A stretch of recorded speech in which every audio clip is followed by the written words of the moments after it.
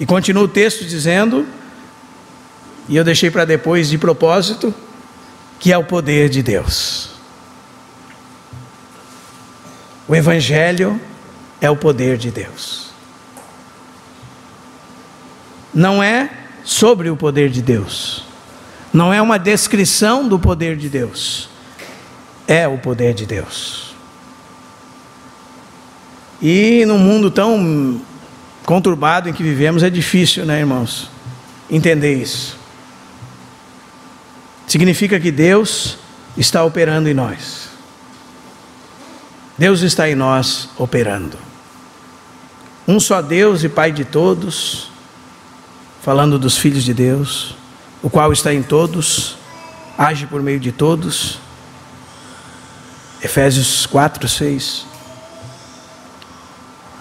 Filipenses 2:13. É Deus quem efetua em vós tanto querer como realizar, segundo a sua boa vontade. Deus está operando em nós. A operosidade de Deus. Deus está trabalhando em você e em mim. E esse trabalhar de Deus é o poder de Deus. O poderoso Deus está trabalhando em nós. E por meio do que Ele está trabalhando em nós, irmãos? E aqui nós podemos dividir em duas partes inseparáveis. Tessalonicenses 2:13 diz assim: porque nós não nos envergonhamos do Evangelho? Porque é o poder de Deus. Tessalonicenses 2:13 diz assim: outra razão temos nós para incessantemente dar graças a Deus, é que tendo vós recebido a palavra que de nós ouvistes, que é de Deus, acolhestes, não como palavras de homens, e sim como em verdade é a palavra de Deus, a qual com efeito está operando eficazmente em vós, os que crerem. Através do que, irmãos? Deus está operando em nós. O poder de Deus está em nós através da sua palavra. Como nós precisamos estar atentos à palavra de Deus. Como precisamos acolher com mansidão a palavra de Deus. Como diz Tiago 1:18, que é poderosa para salvar as nossas almas. Como nós precisamos entender, compreender qual é a grandeza do nosso chamamento, qual a riqueza da sua herança, da herança de Deus em nós, e qual a suprema grandeza do seu poder para com os que cremos, segundo a eficácia da força do seu poder. Sabe por que você vai dizer, quando você e eu entendermos isso, irmão? Se Deus é por nós, quem será contra nós? Aquele que começou boa obra em nós, há de completá-la até o dia de Cristo Jesus. Mas talvez, para você e para mim, a palavra não passe de uma letra sem vida. E aqui está a segunda metade, o Espírito Santo. Quando fala em Espírito e poder, está falando de quem é o agente de Deus. É o Espírito Santo. Então nós precisamos da palavra, irmãos. Mas nós precisamos que o Espírito sopre sobre a palavra. Nós precisamos, irmãos, estar debaixo desse ministério do Espírito, esse ministério de vida, realidade. Não ignorar o Espírito, não menosprezar o Espírito, não apagar o Espírito, não entristecer o Espírito. Existe uma classe de irmãos chamados cessacionistas. E entre esses irmãos há muitos teólogos, muitos irmãos crentes. Só que para esses irmãos, muitas coisas do Espírito de Deus não acontecem mais hoje. Muitos dons do Espírito, muitos milagres, muitos poderes exercidos pelo Espírito não acontecem mais hoje. E um desses irmãos escreveu um livro chamado Fogo Estranho. para criticar essas loucuras que nós vemos hoje entre os neopentecostais, essas manifestações estranhas, esdrúxulas, e que nada tem a ver com o Espírito de Deus. Mas muitas vezes, quando nós vamos defender algo e ser contra uma coisa errada, ao invés de nós sermos equilibrados, nós caímos em outro extremo. Isso muitas vezes acontece. E esses irmãos dizem que muitas coisas do Espírito de Deus já não existem mais. Eram coisas para a igreja primitiva. Então, um irmão conhecido como R.T. Kendall, que foi um discípulo de Martyn Lloyd-Jones, que morou dentro da casa de Lloyd-Jones, que era um grande pregador, um grande homem de Deus, e que foi sucessor de Lloyd-Jones em uma capela, e pregou nessa capela por 25 anos. Ele escreveu outro livro, Fogo Santo, onde ele dá uma visão equilibrada sobre o Espírito Santo. E uma das ênfases desse irmão, irmãos, é Efésios 4:30. Não entristeçais o Espírito de Deus, no qual fostes selados para o dia da redenção. Se é o Espírito de Deus, que é o poder de Deus em nós, nós precisamos saber quão sensível é o Espírito de Deus e como nós devemos lidar com cautela com Ele, como nós temos que ter cuidado com Ele. E esse irmão usa a figura da pomba. E por que o Espírito Santo escolheu essa figura? E quando fala que Jesus saiu da água e desceu sobre ele, uma pomba, e pousou sobre ele, diz, permaneceu sobre ele. E por que isso é tão significante? Ele diz porque a pomba é um dos animais mais sensíveis que existem. Não o pombo, a pomba. Ele diz que haviam 2 missionários numa cidade, e que naquela casa morava uma pomba. Todas as vezes que eles batiam uma porta, a pomba se ia. Todas as vezes que eles estavam brigando, ela se ia. Todas as vezes que eles discutiam, todas as vezes que eles entravam em embate com os filhos, em coisas terríveis, ela se ia. Ele diz, é um grande ensinamento para nós, de sermos sensíveis ao Espírito de Deus, que é o poder de Deus em nós operando, que é aquele que vivifica a palavra de Deus e faz com que ela seja operosa em nós, eficaz em nós. Ser sensíveis a quem é o Espírito Santo, que é Deus, que é a terceira pessoa da Trindade, que tudo que é aplicado em nós é pelo Espírito Santo. Porque quando você estuda, você sabe que há uma característica a cada pessoa da Trindade na economia divina. O Pai é aquele que procede todas as coisas. Ek é a preposição. O Filho é aquele por meio do qual acontece todas as coisas. A preposição é dia. Mas o Espírito Santo é aquele no qual tudo isso é processado em nós, no Espírito Santo. Então procede do Pai por meio do Filho no Espírito Santo. É o Espírito Santo que convence o mundo do pecado, é o Espírito Santo que convence o mundo da justiça, é o Espírito Santo que convence o mundo do juízo, é o Espírito Santo que glorifica a Cristo. Nós precisamos da palavra e do Espírito.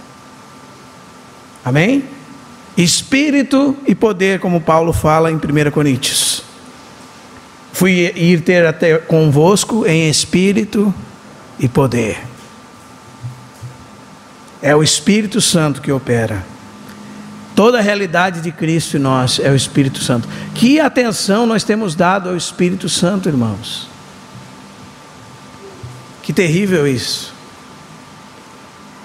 É uma figura, amém?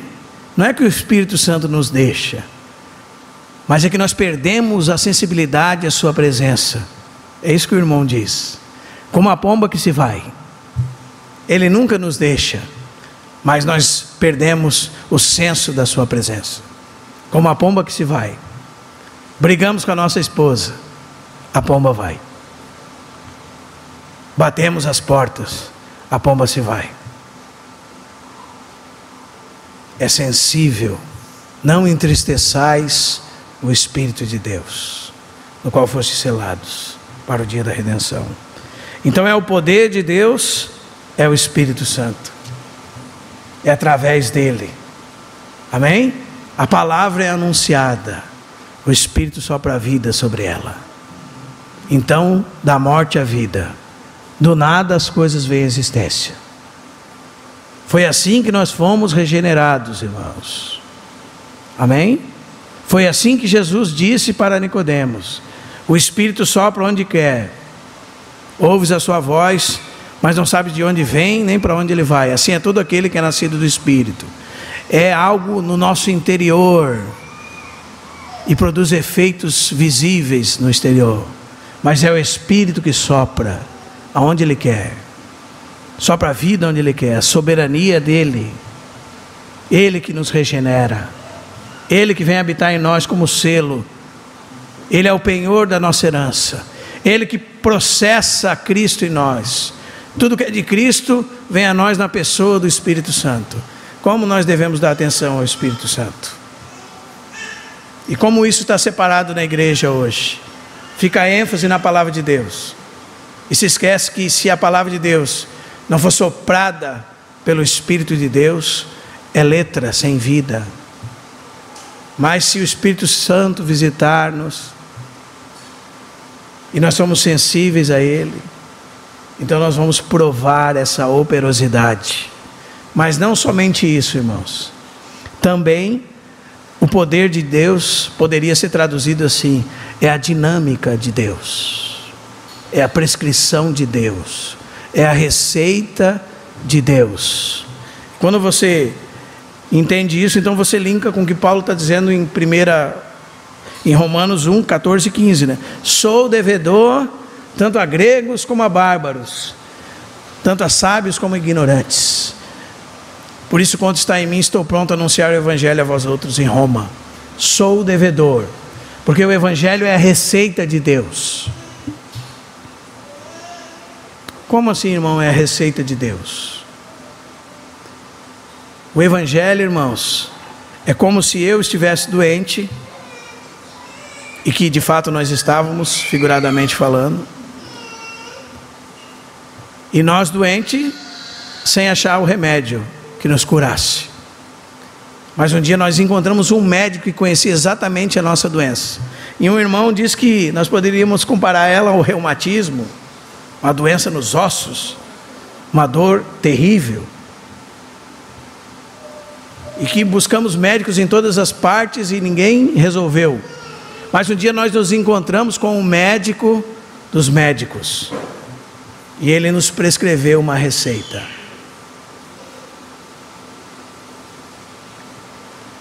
Ele disse que se você realmente percebeu que estava doente, você não vai ficar com a receita guardada no seu bolso. Você vai até o farmacêutico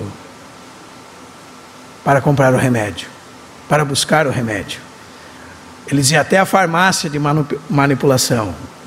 Ele diz que o Evangelho é essa receita de Deus, e o farmacêutico é o Espírito Santo. Então, você recebe o remédio, é aplicado em você o remédio, e agora você está curado.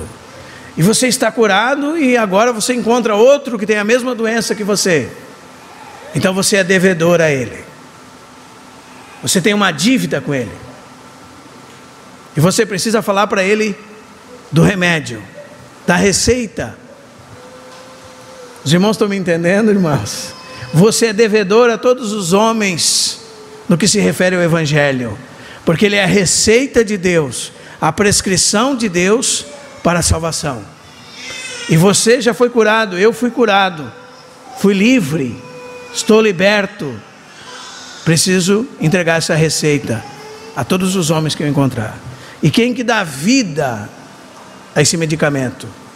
Quem que faz com que ele seja eficaz? O Espírito Santo de Deus. Então por que nós não nos envergonhamos do Evangelho? Porque é o poder de Deus, irmãos. Amém? E o terceiro, aliás, o quinto motivo é que esse evangelho é para todos, sem exceção.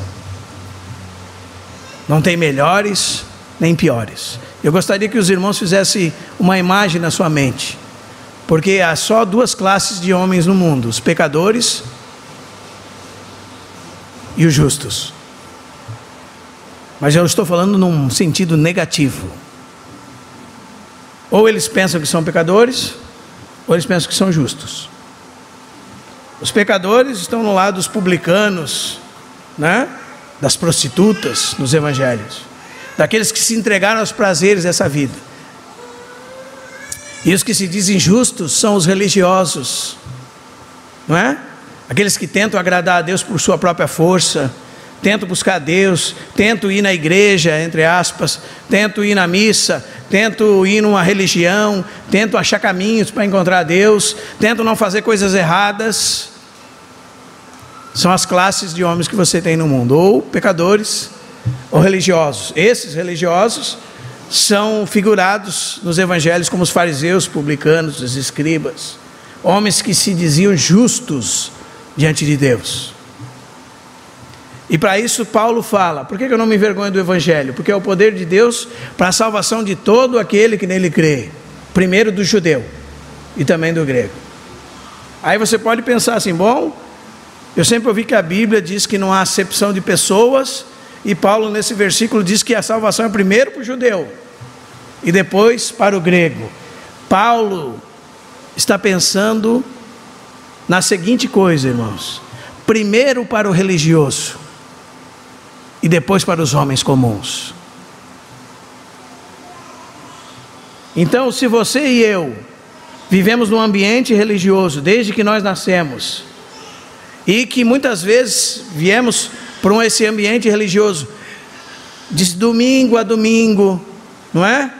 Fizemos todo o cronograma desse grupo religioso que nós estávamos, e crescemos nisso por anos e anos, e estamos com 20 anos, e pode ser que nós não sejamos salvos, e se o Senhor não nos salvar, iremos para o inferno religiosamente, tentando agradar a Deus e fazer tudo certinho. Então, se nós somos dessa classe, Paulo diz para nós: primeiro para o judeu. Amém? Por quê, irmãos? Porque os judeus receberam uma religião autêntica de Deus, e essa religião teve o seu tempo na história, e todos aqueles rituais tiveram o seu tempo na história. Mas quando Jesus veio, ele era a realidade de todas aquelas coisas. Eles deveriam se abraçar ao cumprimento de todas aquelas coisas, e eles ignoraram a Cristo e continuaram naquelas coisas, aquelas práticas, e se jactanciavam dessas práticas. Nós somos filhos de Abraão, de nós procederam os profetas, os oráculos de Deus. Nós temos vantagem, nós somos filhos de Deus. E Paulo fala: o evangelho é para vocês, para a salvação de vocês, primeiro do judeu, primeiro para o religioso. E é isso que ele vai fazer com mais calma, e nós vamos ver adiante, ele demonstrando que todos estão debaixo do pecado: os judeus, os gentios, todos estão debaixo do pecado.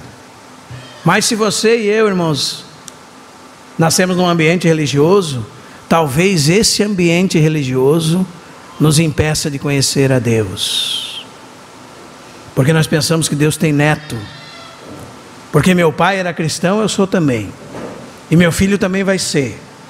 E não funciona desse jeito. Você é cristão se você nasceu de novo. Não é porque se você vai num lugar você é cristão. Você é cristão se você nascer da água e do Espírito. Senão você não é um cristão. Se você não é regenerado, você não é um cristão, e Deus não tem neto. E isso é uma coisa muito importante, amém? É para todo aquele que crê. Esse é o quinto ponto.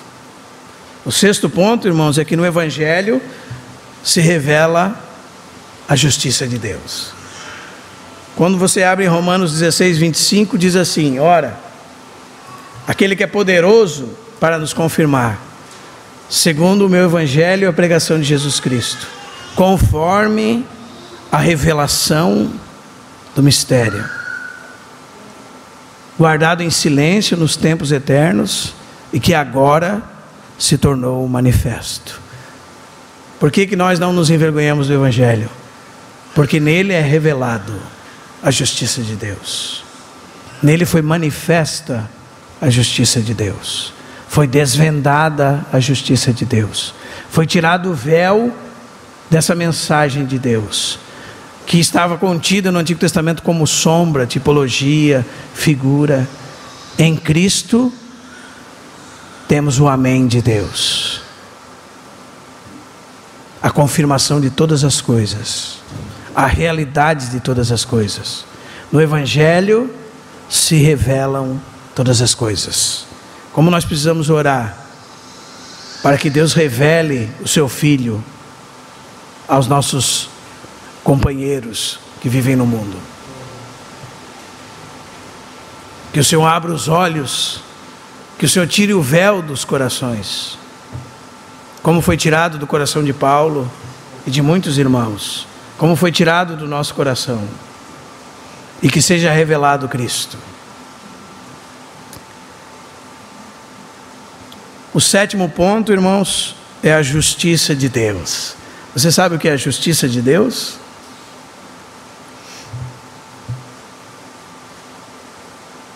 Você sabe o que é a justiça de Deus? Lutero dizia que ele batalhou nos seus estudos desse livro.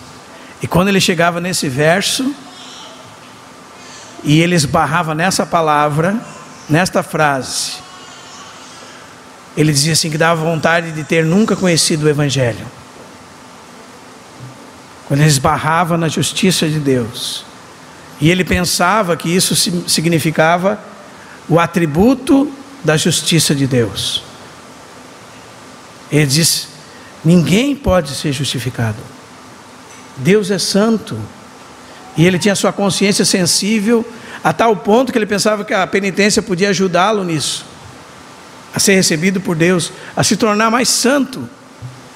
E ele ia lá e confessava, ficava horas confessando. Daí ele voltava para o seu quarto e dizia: lembrei daquele pecado, eu não confessei. Voltava e se confessava de novo, porque ele buscava se auto-justificar diante de Deus. Ele buscava responder a pergunta de Jó, capítulo 9, versículo 2. Como pode o homem ser justo diante de Deus? E isso era um tormento para ele. Ele dizia, quando ele lia, o justo viverá por fé, ele ficava feliz. Mas quando ele lia sobre a justiça de Deus, ele disse que aquilo era um muro que separava ele de Deus. Porque ele entendia que isso estava se referindo a um atributo de Deus. Irmãos, isso aqui não está se referindo ao atributo de Deus. Porque quando você estuda sobre os atributos de Deus, você vai saber que Deus é um Deus que é justiça. Mas você deveria ler assim: se revela a justiça que procede de Deus, que satisfaz a Deus. No Evangelho se revela a justiça que procede de Deus e é baseada na fé. Como você vai ler isso, sabe aonde? Em Filipenses, capítulo 3, verso 9.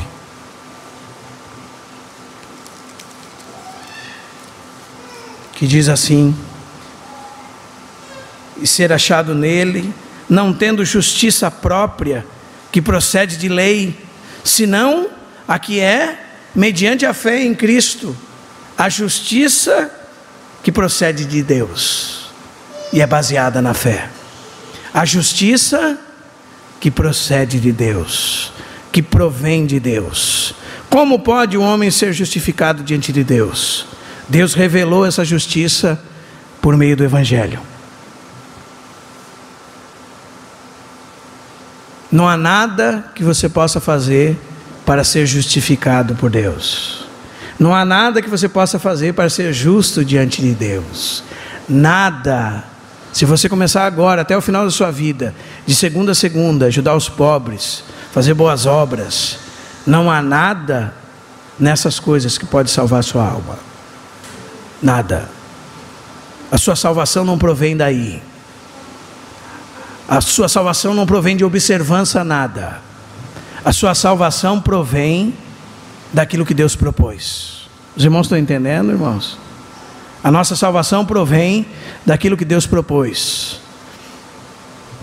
Quando Jesus diz em João capítulo 16, do versículo 8 ao 11, que quando o Espírito Santo vier, Ele convencerá o mundo do pecado, da justiça e do juízo.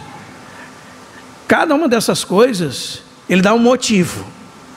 Do pecado, porque não crê em mim. Da justiça, porque eu vou para o Pai, e não me vereis mais. E do juízo, porque o príncipe desse mundo já está julgado. Preste atenção na segunda mensagem, irmãos. Da justiça, porque eu vou para o Pai.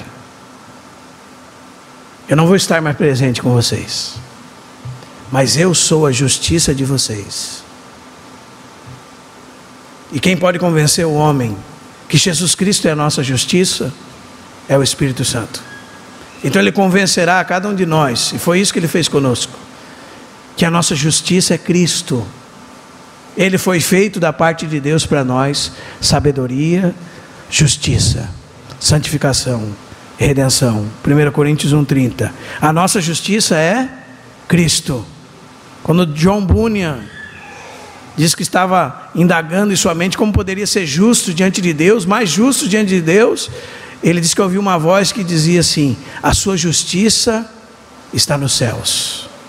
Como Jesus não está presente conosco em corpo aqui, irmãos, precisamos do Espírito Santo para nos convencer que a nossa justiça está sentada à destra de Deus.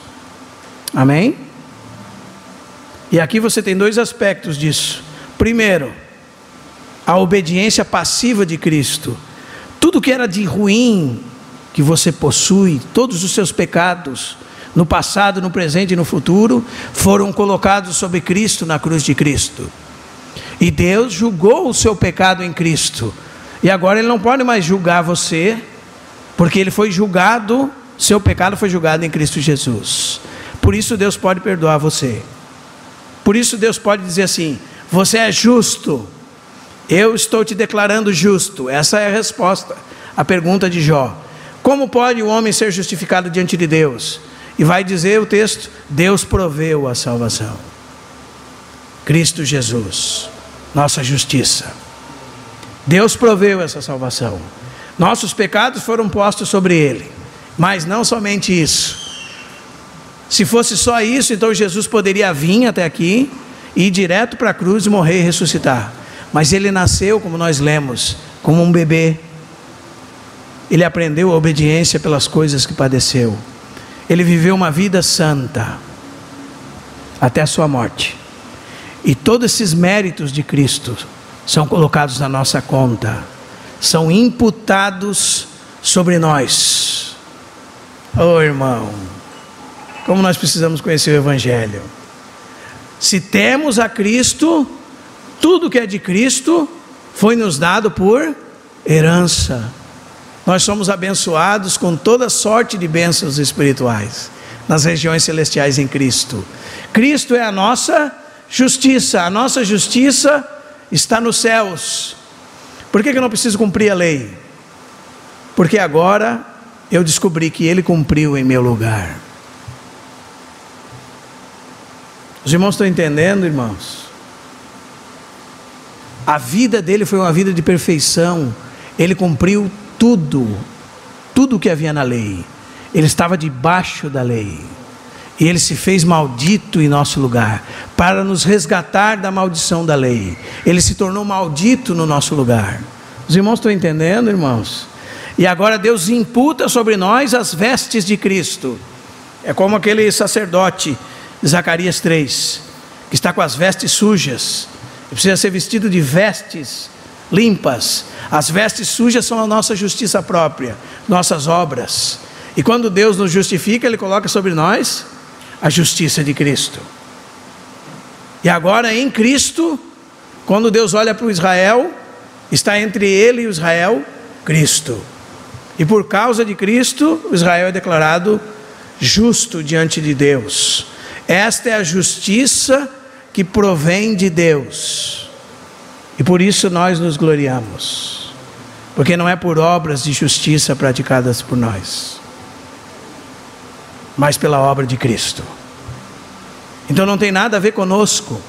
E aqui está, irmão e irmã, a diferença do que a Bíblia diz sobre justificação nos termos da Igreja Católica e nos termos da Igreja Protestante, como é assim chamada. A Igreja Católica diz que é por infusão, que a graça é infundida no coração da criança pelo sacramento do batismo, e depois é confirmada pelo sacramento da penitência. Mas a palavra de Deus diz que a graça é imputada extra nós, como dizia Lutero, fora de nós, juridicamente é imputada a nós por causa de Cristo e recebida por nós através de somente a fé. E daí que vem esse bordão da reforma: sola fide, somente a fé. O instrumento é a fé e não nada do que fazemos. Nada do que fazemos pode nos fazer justos diante de Deus. Somente a fé em Jesus Cristo. Amém? A nossa justiça está nos céus. E veja o que Paulo fala em Romanos capítulo 10. Já estou acabando. Ele diz assim: pois o fim da lei é Cristo, para a justiça de todo aquele que crê. E diz: olha, Moisés escreveu, versículo 5, Romanos 10, 5, que o homem que praticar a justiça decorrente da lei, viverá por ela. Sabe o que significa isso, irmãos? Que se você pudesse cumprir toda a lei, você receberia vida por meio disso. Só que a lei não foi dada para isso. E se eles entendessem a justiça de Deus, quando Moisés chegasse com as tábuas da lei, sabe o que eles deveriam dizer para Moisés? Não o que eles disseram. Eles disseram: tudo que o Senhor disser nós faremos.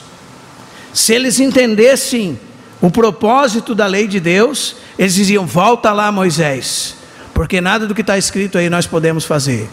Não há como nós cumprirmos a lei de Deus.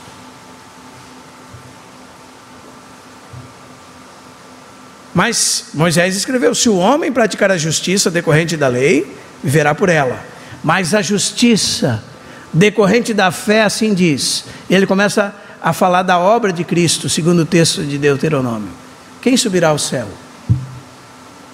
Isto é, para trazer do alto a Cristo.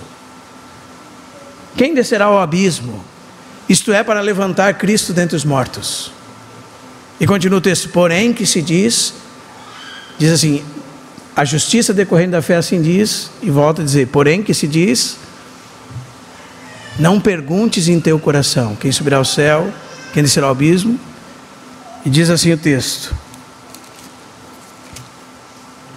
ora, a palavra está perto de ti, na tua boca e no teu coração, a palavra da fé que pregamos. Que palavra é essa, irmãos? A palavra da verdade do Evangelho. Está perto de ti. Hoje a palavra está perto de ti, se você não é um crente, na tua boca e no teu coração, a palavra da fé que nós pregamos. Se com a tua boca confessares Jesus como Senhor, e em teu coração creres que Deus o ressuscitou dentre os mortos, serás salvo. Então no seu coração você tem a fé que recebeu de Deus e a convicção que Jesus ressuscitou dentre os mortos para a minha justificação. Amém? E o Senhor Jesus disse: todo aquele que me confessar diante dos homens, eu o confessarei diante do meu Pai que está nos céus. Você, criança, que já tem entendimento para perceber a mensagem, viu, criançada? Se com o teu coração tu crê e com a tua boca confessar que Jesus é o Senhor, você será salvo. Amém, irmãos? Você será vestido da justiça de Cristo, num único ato, não por causa de nada que você faz, amém? Num único ato, uma dádiva de Deus, um presente de Deus, a salvação. Esta é a justiça que foi creditada na nossa conta pela obra de Cristo. Amém, irmãos? E o oitavo motivo é que é de fé e em fé, como está escrito. Primeiro nós precisamos dizer o que não é fé. Fé não é credulidade. Fé não é, o irmão está falando aí, eu acredito. Não, não é isso. Isso, você acredita até quando entra no ônibus. Como assim, irmão? Por exemplo, quando você entra no ônibus, você tem que ter essa fé que eles dizem que é fé. Porque você tem que crer que o motorista não vai esbarrar com o ônibus num pote e vai matar você. Quando você entra no avião também, você tem que crer que o motorista é habilitado, capaz, e não vai cair o avião, você vai morrer lá. Isso não é fé. Isso é probabilidade matemática. Você sabe que a probabilidade de acontecer um acidente é quase ínfima. Então, você coloca a fé no piloto. E você entra no ônibus. Você entra no metrô. Você entra no avião. Fé não é isso, irmãos. Amém? Isso é credulidade. Ou probabilidade. Amém? Efésios 2:8. A fé é um dom de Deus. Você sabia que muitos cristãos fazem da fé uma obra? Pela graça sois salvos por meio da fé. E isto não vem de vós, é dom de Deus. Não de obras, para que ninguém se glorie. A fé é um dom de Deus, um presente de Deus. Muitos dizem que esse termo de fé em fé significa a fé dos santos do Antigo Testamento. É a mesma que as do Novo Testamento, é uma fé só, de fé em fé. Ou isso significa do começo ao fim da vida cristã, tudo é a fé.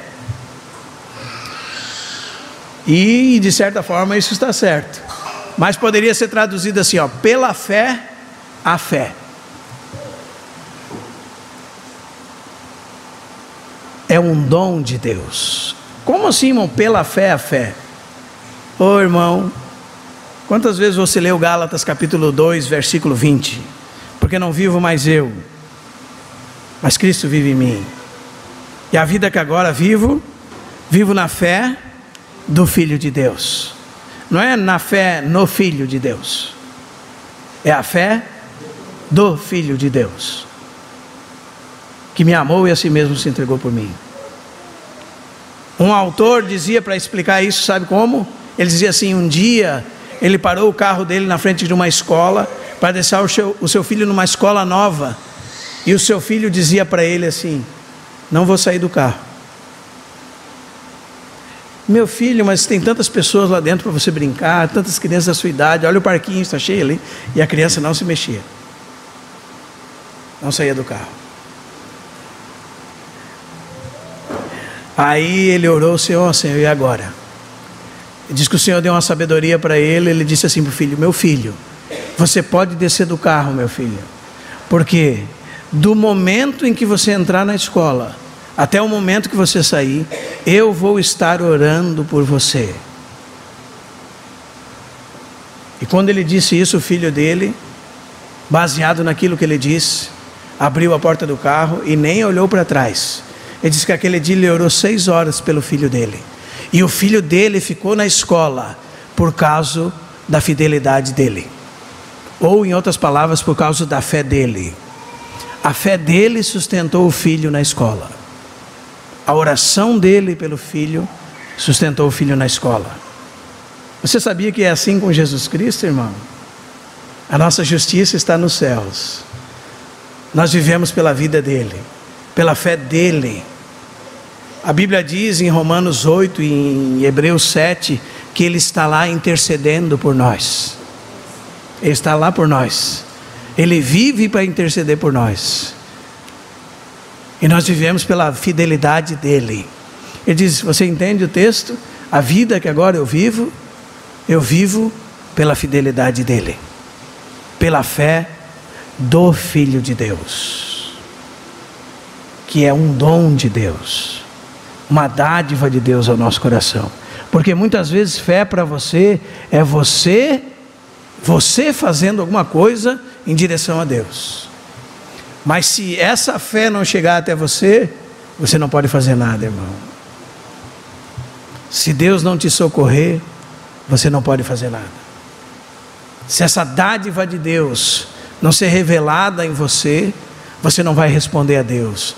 Você é inimigo de Deus. Eu sou inimigo de Deus em mim mesmo. Mas pela fé, eu sou direcionado à fé. Amém? Os irmãos estão entendendo, irmãos? A fé é o instrumento de Deus. É a causa instrumental da nossa justificação. O próprio irmão Delcio dizia que a graça de Deus é como um grande recipiente de água. E a fé é como esse cano que traz a água até nós. Amém? E nós somos justificados pela fé. Isso não vem de nós. É um dom de Deus. E o texto continua dizendo, o justo viverá por fé.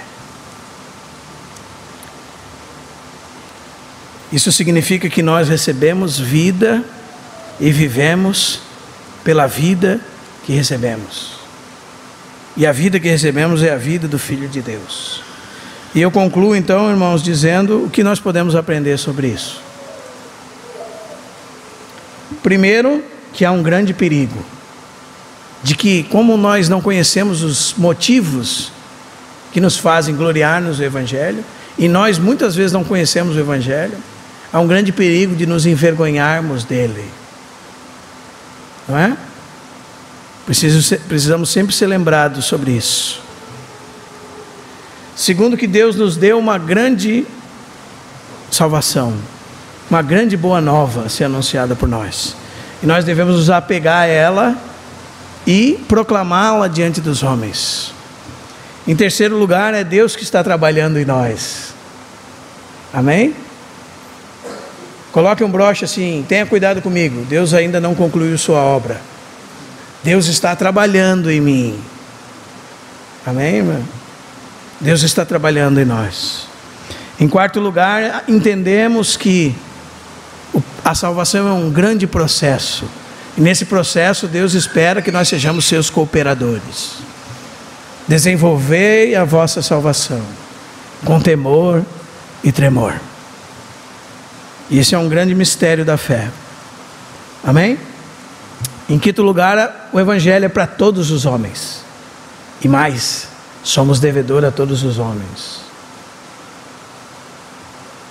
Há um senso de urgência no nosso coração com respeito ao Evangelho. Deveríamos ter esse senso.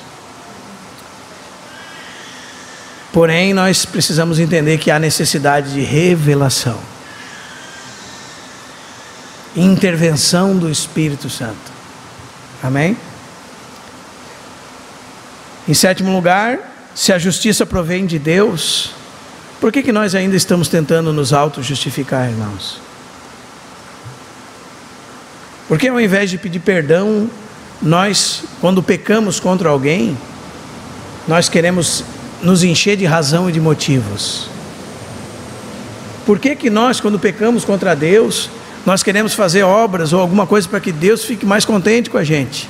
E porque a gente não fez nada de bom naquele dia, no final do dia parece que a gente está que nem um deserto.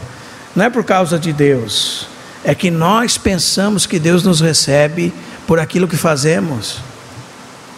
E quando nós entendermos que Deus nos recebe por causa de Cristo, nós vamos ver como esse acesso está livre. Amém, irmãos? Que a nossa justiça provém de Deus. Amém? E por último, que essa é a vitória que vence o mundo. Nós queremos viver vida cristã. Vida cristã é a vida de Cristo. a vida do Filho de Deus. Quanta riqueza nesses versículos, né, irmãos? Pois não me envergonho do Evangelho, porque é o Evangelho, porque é Deus trabalhando, porque é para a nossa salvação, porque é o poder de Deus, porque nele é revelado, é manifesta a justiça de Deus, que são recebidas por nós de fé em fé. Como está escrito, o justo viverá por fé. Se o Senhor falou o seu coração, dê uma resposta a Ele. Amém, crianças? Essa é a mensagem de Deus ao mundo, irmãos.